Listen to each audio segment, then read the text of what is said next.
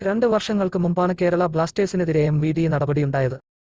ബ്ലാസ്റ്റേഴ്സിന്റെ മഞ്ഞ പെയിന്റ് അടിച്ച ടീം ബസ് കേരള മോട്ടോർ വാഹന വകുപ്പ് പിടികൂടിയിരുന്നു. വടക്കഞ്ചേരി ബസ് അപകടത്തിന്റെ പശ്ചാത്തലത്തിൽ ടൂറിസ്റ്റ് ബസ്സുകൾക്ക് ഏകീകൃത നിറം ഉറപ്പുവരുത്തണമെന്ന് ഹൈക്കോടതി ഉത്തരവിട്ടിരുന്നു.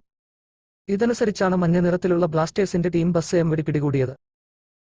കൂടാതെ മോട്ടോർ വാഹന വകുപ്പിന്റെ മുൻകൂർ അനുമതി വാങ്ങാതെ ബസിൽ പരസ്യം പതിച്ചതിനും നികുതി അടക്കാത്തതിനും നേരത്തെ കേരള ബ്ലാസ്റ്റേഴ്സ് ടീം ബസിൽ നിന്ന് 1.46 ലക്ഷം രൂപ പിഴ ഈടാക്കിയിരുന്നു.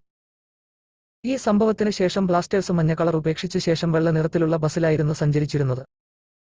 എന്നാലിപ്പോൾ നിറത്തിന്റെ പേരിലുള്ള ഈ തടസ്സങ്ങൾ ബ്ലാസ്റ്റേഴ്സിന് നീങ്ങുകയാണ്. ബ്ലാസ്റ്റേഴ്സിന് മാത്രമല്ല, കോടതി ഉത്തരവിൽ വെള്ള കളറിലേക്ക് മാറിയ എല്ലാ ബസുകൾക്കും ഇനി പഴയ നിറത്തിലേക്ക് മടങ്ങാനാവുമെന്ന സൂചന കൂടി ഇപ്പോൾ പുറത്തുവരികയാണ്.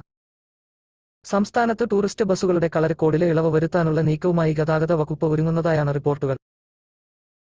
ടൂറിസ്റ്റ് ബസുകളുടെ വെള്ള നിറം മാറ്റി പഴയ രീതിയിൽ കളർ നൽകുന്നതിനായി ഇളവ് നൽകാനാണ് നീക്കം. ഇത് സംബന്ധിച്ച് അടുത്ത മാസം 3-ന് നടക്കുന്ന യോഗത്തിലെ ഗതാഗത വകുപ്പ് ചർച്ച നടത്തും. ബസ്സുടമകളുടെ സമ്മർദ്ദത്തെ തുടർന്നാണ് ഇത്തരമൊരു തീരുമാനത്തിന് ഗതാഗത വകുപ്പ് നീക്കം നടത്തുന്നതെന്നാണ് വിവരം. ഇതോടെ ബ്ലാസ്റ്റേഴ്സിനും ഇനി അടുത്ത സീസണിൽ മഞ്ഞയിൽ കുളിച്ചാടാം.